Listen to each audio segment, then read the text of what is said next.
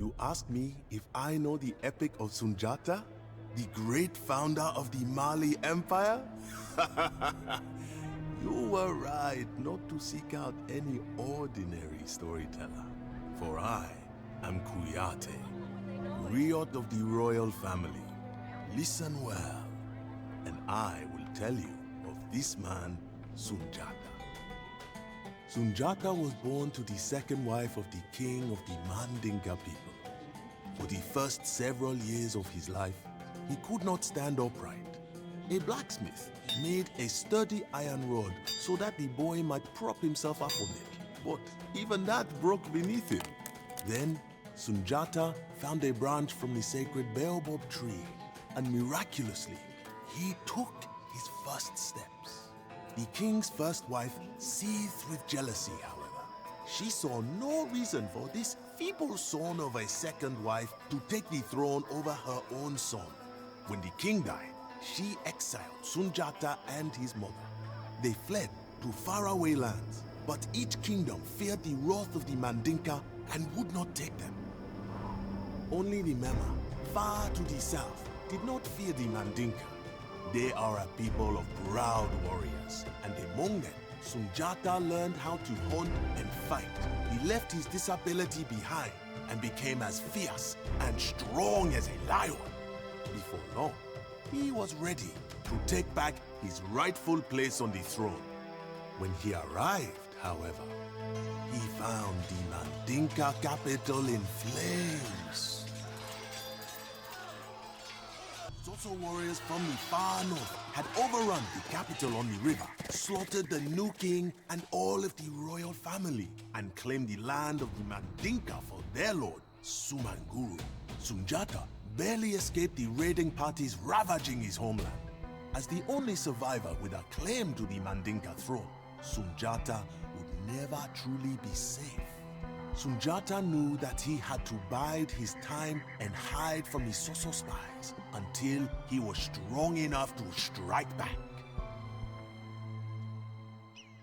Sumanguru was a cruel tyrant and a sorcerer in command of powerful spirits. He was said to possess a magical balafon, which would grant him victory if he played it. Whether or not Sumanguru had magical powers, he was above all an ambitious conqueror seeking to seize the lands of the old empire of Ghana, a golden kingdom of great wealth and sophistication close to the desert. Sundjata knew that contesting such a man would be difficult.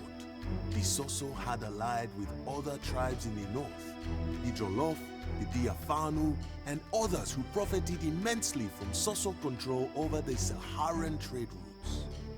With such powerful allies and their armies, no one dared to rise up against them.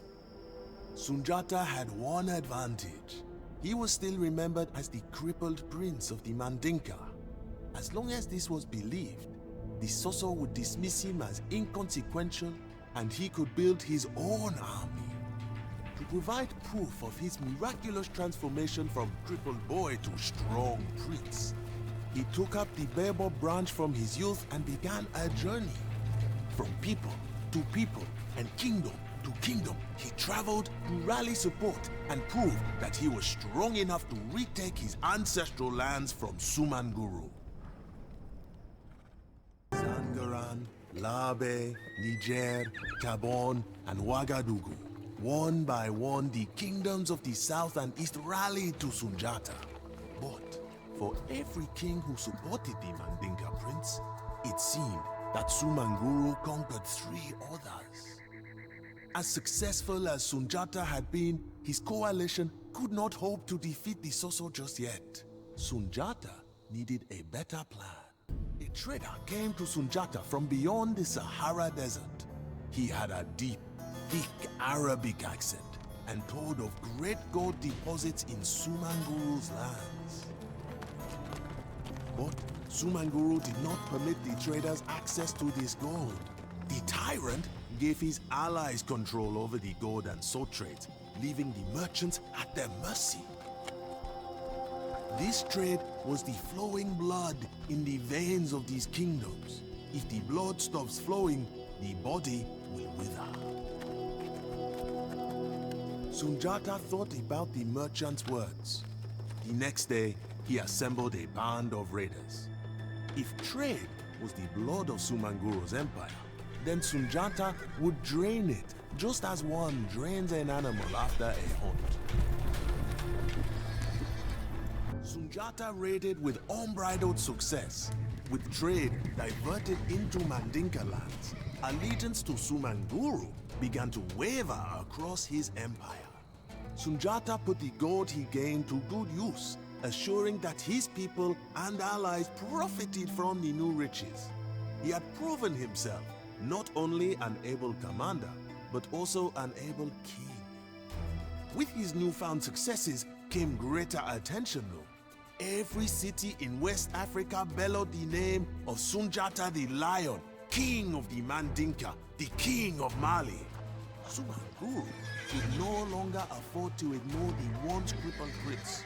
He assembled a vast army for war. A beast is most dangerous when cornered. Sumanguru was no different.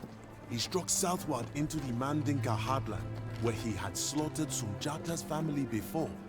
He was rumored to have brought his mystical balafon with him to summon victory, and griots were already singing that the war had been won by the sorcerer before it had even begun. Sundjata met him by the Niger River at a place called Kirina. A long line of Soso and Jollof warriors stood tall, banging their shields and gleaming at the soldiers of Sundjata's coalition.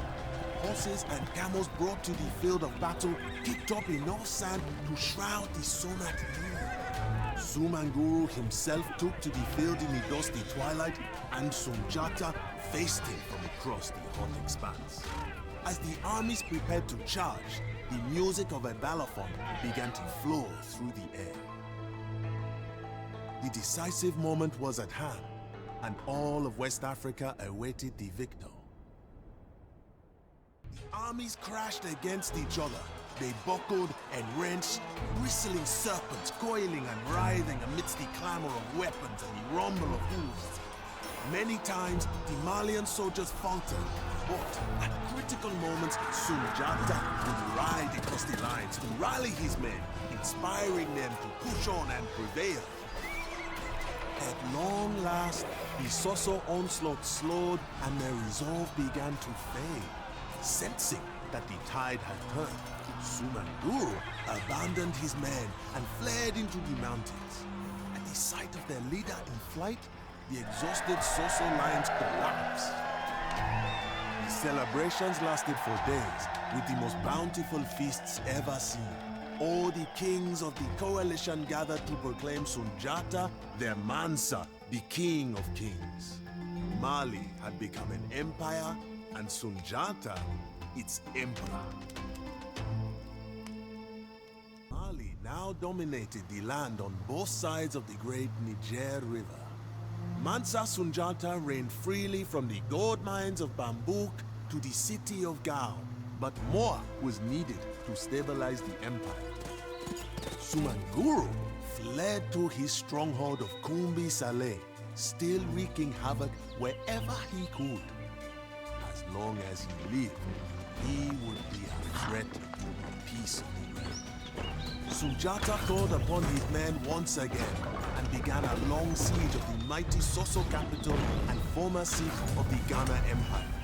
Sundjata would not be denied his final victory. With peace in the empire and the deaths of his family avenged, Mansa Sundjata settled well into his role as the ruler of Mali.